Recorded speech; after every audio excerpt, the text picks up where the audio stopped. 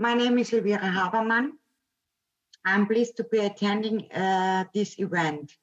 For more than 20 years, I've been working as a mobile freelance consultant in continence and stomach care. And in this time, I've often observed problems with catheters that can lead to serious issues. Today, I would like to share my knowledge and observations.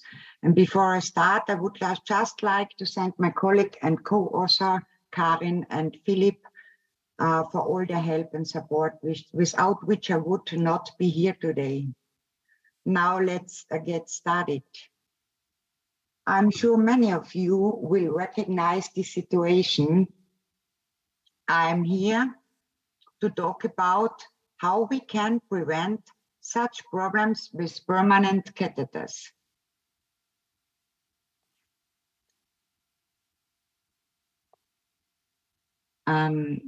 Let's look at the facts.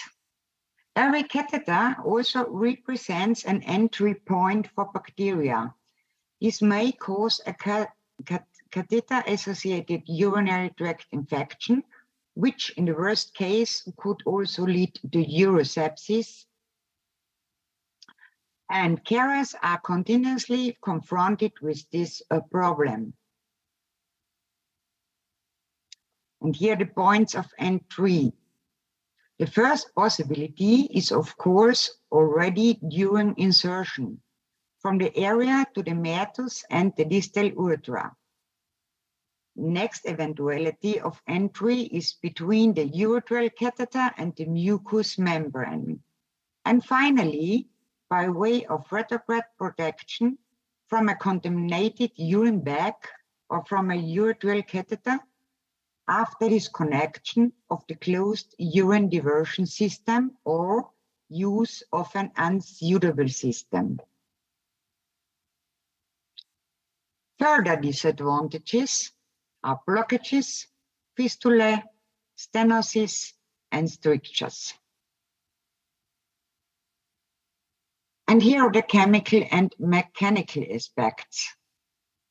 There's a mechanical irritation from the urothelium. The pressure from the catheter on mucous membrane leads to local vascular disorders and weakening the microbial human status. The catheter hampers the secretion flow of urethral glands. And they are the biofilms, so-called mucopurulent membranes. They are the site of secretions and cell detritus.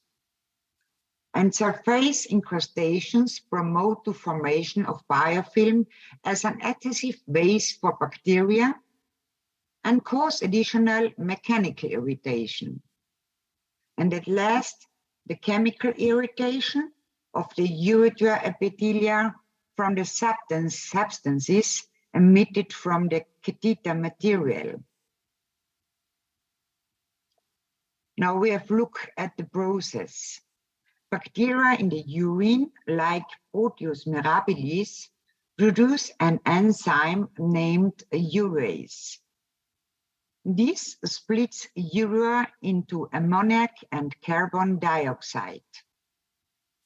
We found an increase of urine pH value. It leads in alkaline, and these are the ideal conditions for the development of crystals. Let's look at the Urease activity.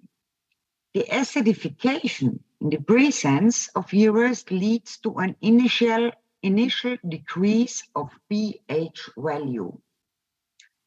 But with further addition of acid, it quickly returns to an original alkaline value. pH value 8 to 9 causes massive increase of the Urease activity. And this is detrimental and ineffective for the patient. So incrustations are not prevented, but promoted. For this, please note no additional acidification. The germ Proteus mirabilis has got very high Urease activity. It is the main cause of persistent incrustations. These are mineralized bacterial biofilms. The Urease of this bacterium hydrolyzes urea 6 to 10 times faster than Urease of other species. Proteus mirabilis spreads quickly by forming swarming cells. These are accumulations. And Proteus mirabilis detected in obstruction material of almost all catheters. And here are the resulting problems. There are incrustations on the catheter surface and tip. You see it before on the picture. There are high sediment columns in the lumen. There are blockage of the permanent catheter, and this triggers the catheter obstruction with an ascending urinary tract infection within a few days. There are frequent catheter changes, maybe 2 or 1 time in week, and a pain for the catheter patient, as well as huge costs for the health system. Now we look to provide guidelines. The first, the urinary diversion system management. To choose the right system, we should differentiate between mobile or bedridden patients. But always we only use sterile closed systems. For bedridden patients, we need a bowl with a capacity with 2 liters, and the safety factors: drain cock, urine sample extraction point, drip chamber with bacteria filter, membrane check valve, and a longer drainage hose. And for this, it's worn for longer periods. And there is another option for the mobile patients, the so-called slack pack. These should be only used for mobile patients.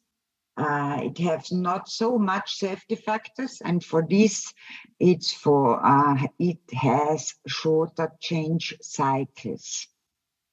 Please always have a look for the guidelines from the companies. And indispensable is a free flow, no tension on the hose.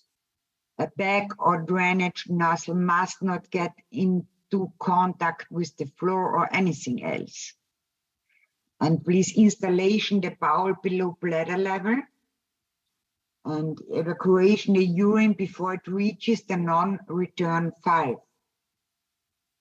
Excessive manipulation rapidly causes intraluminary bacterial ascension.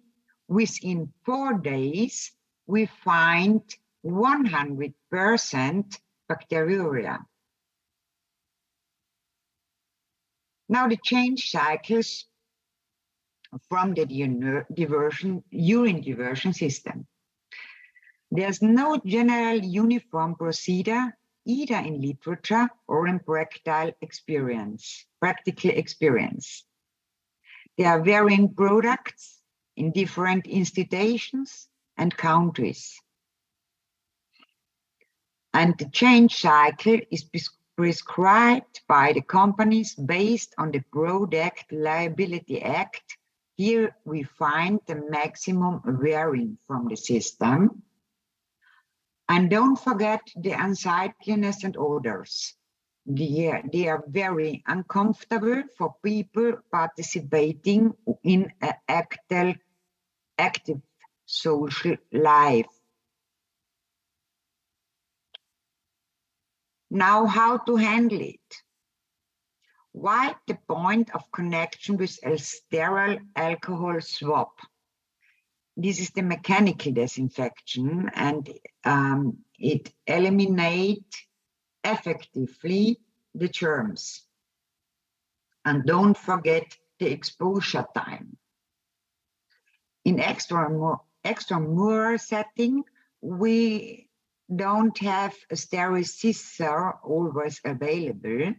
For this, we use leg bags with fixed length drainage hose if we find mobile patients.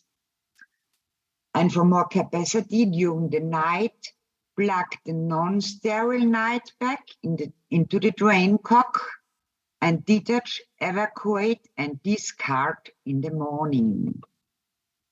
And the further variation to provide the option of being free from urine bag during the day from mobile patients is the Catheter Valve.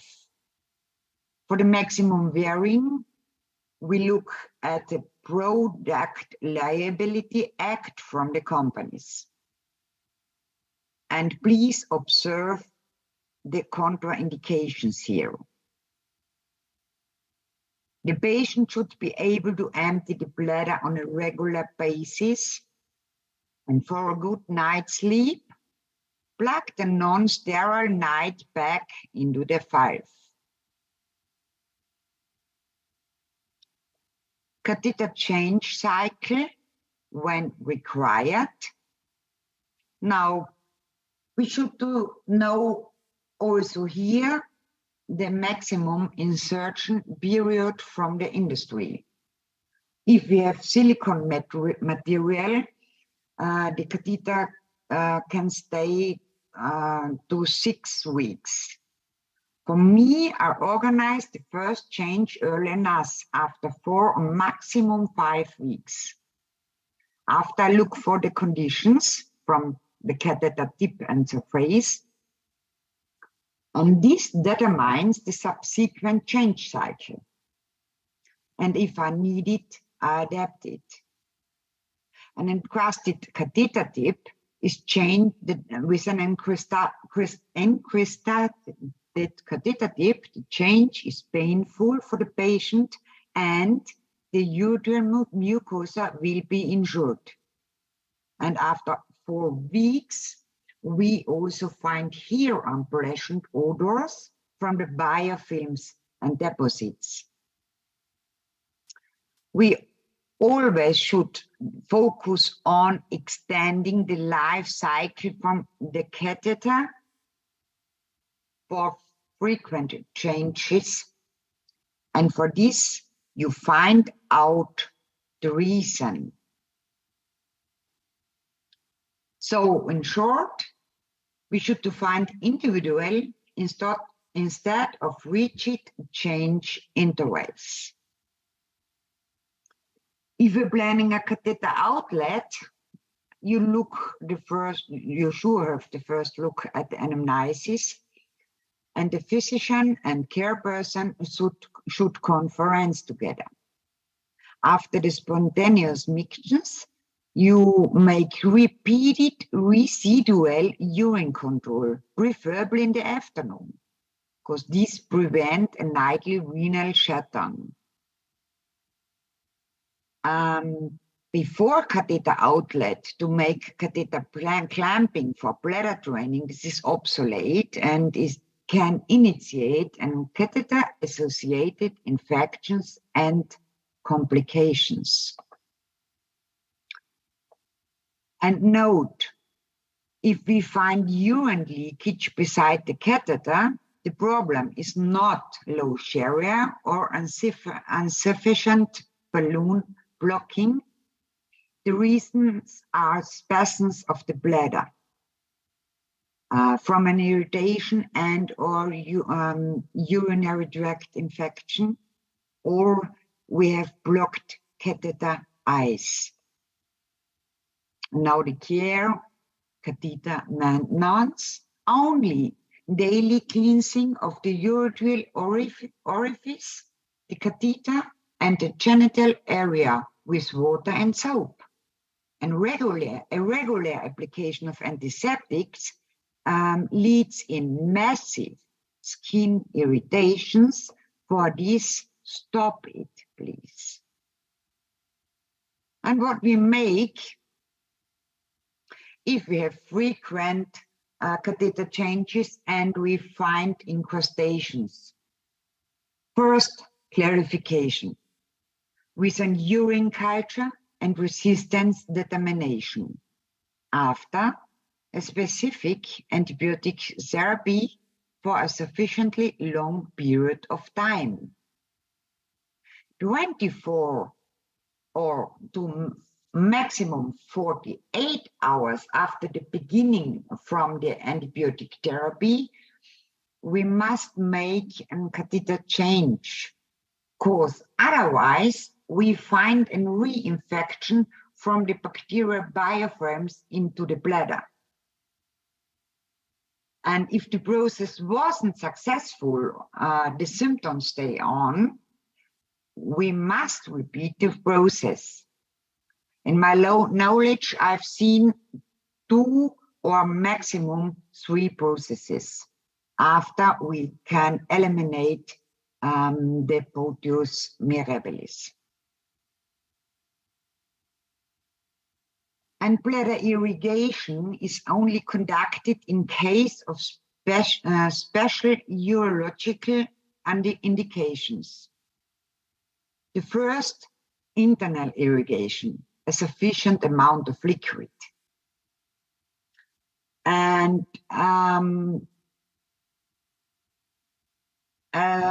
complications by irrigation with a bladder syringe and sterile natrium chloride solution, this is not recommended, because we find problems in handling of floating, disconnection, and the incrustations are flushed into the bladder and the sediments settle on the floor. And for this, we find more and more and more problems. Please only use sterile, ready-made, dispensable irrigation solutions, like, for example, Urotainer.